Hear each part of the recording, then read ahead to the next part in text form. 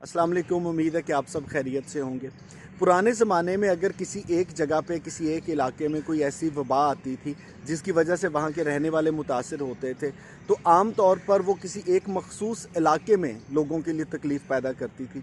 लेकिन जैसा कि हम सब जानते हैं कि ज़माना बदल गया और इस ज़माने के बदलने के साथ साथ हमारी आमदोरफ़्त इतनी ज़्यादा होगी कि अब पूरी दुनिया में कोई भी इलाका, कोई भी शहर, कोई भी कॉलोनी, कोई भी मोहल्ला दूसरों से कट के नहीं रह सकता।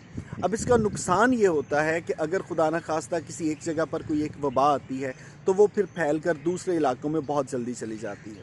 आज से कुछ हफ्ते पहले हमने कराची में सुना कि आशोब चश्म की वबा फैली हुई है। फिर चूँकि कराची को आप कट ऑफ नहीं कर सकते, बहुत से हज़ारों लोग रोज़ कराची जाते हैं, कराची से दूसरे मुल्क के शहरों में आते हैं, जिसकी वजह से ये वबा दूसरे शहरों में फैलना शुरू हो गई। और आज ही मैंने अखबार पे ख़बर पढ़ी कि काफ़ी ऐसे शहर हैं जहाँ पर पंजाब के इलाकों में आशोब चश्म की वबा फैल रही है। अब ये आशोब चश्म होता क्या है? बुनियादी तौर पे हमारी जो आँख की पुतलियाँ हैं, इन पुतलियों के साथ साथ सफ़ेद रंग का आँख में एक हिस्सा होता है और उस हिस्से में खून की बहुत बारीक बारीक नालियाँ हैं जो कि आपकी आँख को खून फराहम करती हैं। उन नालियों में सोजिश हो जाती है जिसकी वजह से आँखों का रंग सुर्ख होना शुरू हो जाता है और आँख की पुतलियों के इर्द गिर्द वो हिस्सा जो पहले आम दिनों में सफ़ेद होता है उसमें आपको सुर्खी माइल रंग नज़र आना शुरू हो गया। आँखों की सोजिश शुरू हो गई, आँखों में दर्द शुरू हो गया और आँखें इतनी हसास हो जाती हैं कि रोशनी में देखते हुए आपकी आँखें दर्द करती हैं। अब ऐसी सूरत हाल जो है इसको आशोब चश्म कहा जाता है। इसका इलाज क्या है?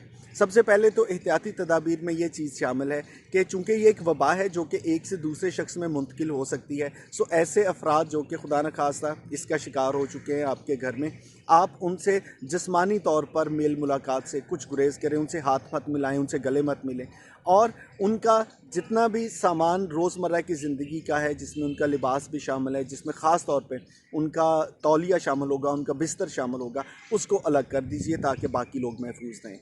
अच्छा, ये भी सुन लीजिए कि ये जो इन्फेक्शन है ये खुदा न खास्ता जानलेवा हरगिज़ नहीं है। हमारे जिस्म का एक कुदरती मुदाफ़त का निज़ाम होता है, वो एक्टिवेट हो जाता है और कोशिश करता है कि इसको आप कम कर सकें। सो नॉर्मली ये चंद दिन से लेकर 1 या 2 हफ्तों तक बीमारी रह सकती है, उसके बाद खुद ही आप बेहतर होना शुरू हो जाते हैं। हाँ, साथ में बतौर दवा आप किसी भी डॉक्टर से मिलें और आई ड्रॉप्स का इस्तेमाल करें। हमारे यहाँ एक और भी चूँकि मिजाज है हम सब लोगों का कि खुदा न खास्ता कोई बीमार हो जाता है तो सैकड़ों तरह के देसी घरेलू टोटके हैं, वो हर शख्स आपको बताता है कि भाई आप आंखों में ये डाल लीजिए, आप ये वाली दवा इस्तेमाल कर लीजिए।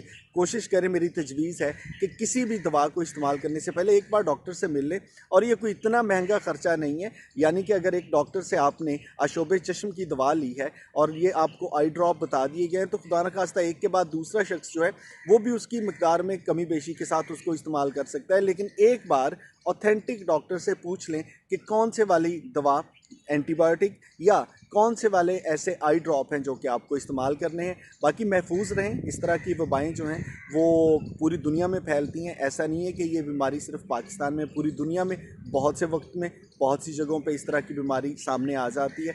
लेकिन एहतियाती तदाबीर के साथ महफूज रहिए, अपना ख्याल रखिए और आशोब चश्म का बाकायदा इलाज कीजिए। अल्लाह ताला आपकी ज़िंदगी में खुशियाँ और आपको सलामती अता फरमाए। शुक्रिया।